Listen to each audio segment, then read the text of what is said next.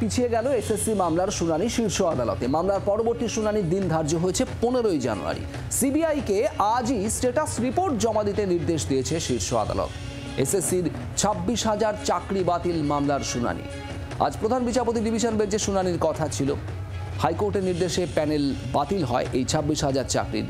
পরে supreme court panel বাতিলের নির্দেশে স্থগিতাদেশ দেয়।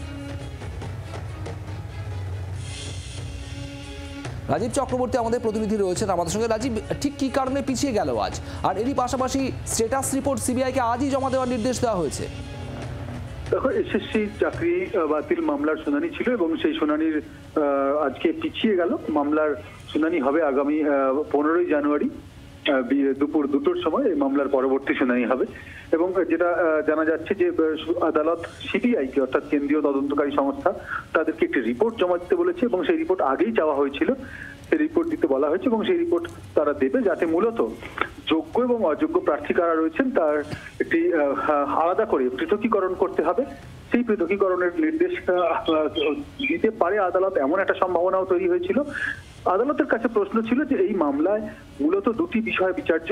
তা হলো যে মূল প্যানেলটি অর্থাৎ যে প্যানেল নিয়ে বিতর্ক সেই প্যানেলটি বাতিল করা হবে, নাকি যোগ্য এবং অযোগ্য চাকরি প্রার্থীদের তালিকা, যারা চাকরি করছেন তাদের তালিকা পৃথক হবে। এক্ষেত্রে সেই তালিকা রাজ্য সরকার জানিয়েছিল যে তাদের কাছে তারা করতে সম্ভব এবং কেন্দ্রীয় তদন্তকারী সংস্থা তারা এই তদন্ত করে কি পেয়েছে মামলা সেটিও তাদের জানাতে বলা হয়েছিল। সেই রিপোর্টও আজ জমা দিতে বলা হয়েছে।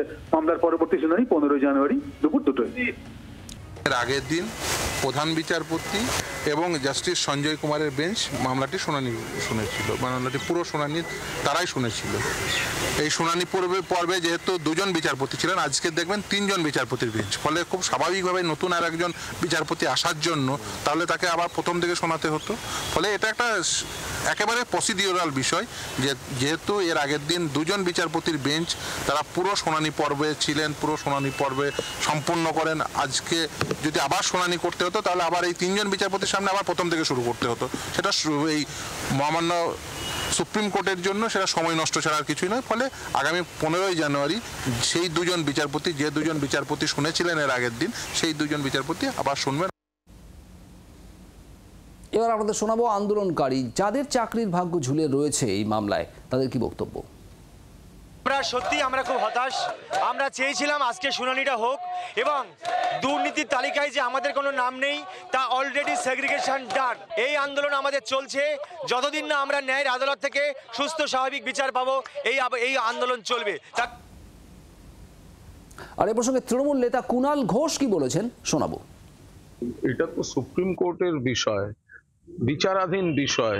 কোর্ট কবে কোন কারণে কিসের ডেট দিচ্ছেন এটা তো কোর্টের বিষয়। ফলে এখানে রাজনৈতিক কোনো বক্তব্যই নেই। মাননীয় মুখ্যমন্ত্রী চান চাকরি সকলের থাকুক, লোকের কর্মহীন হওয়া, যোগ্য প্রার্থীরা কর্মহীন হওয়া এগুলো হতে পারে না। একটা মহল এই চাকরি নিয়ে পলিটিক্স করার জন্য জটিলতা তৈরি করেছে। মুখ্যমন্ত্রী এবং রাজ্য সরকার চান এটা অবিলম্বে মিটে যাক, বাকিটা কোর্টের বিষয়। বাংলার আওয়াজ, বাঙালির আবেগ, জি 24 ঘন্টা।